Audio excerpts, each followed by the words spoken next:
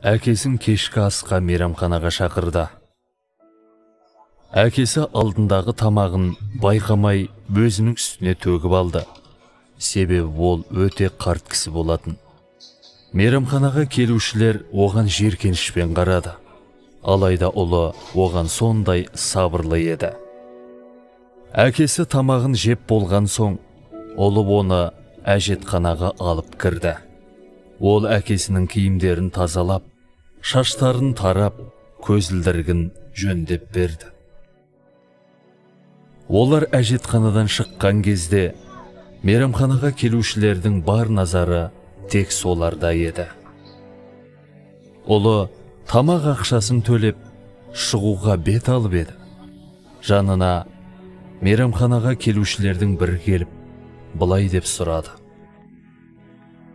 «Сіз мұнда еш нәрсеңізді қалдырып бара жатқан жоқсыз ба?»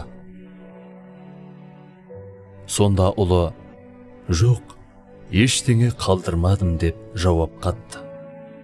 Сол сәтте ер кісі оған былай деп жауап берді: «Сіз мұнда адамдарға мейірімділік сабағын қалдырып барасыз.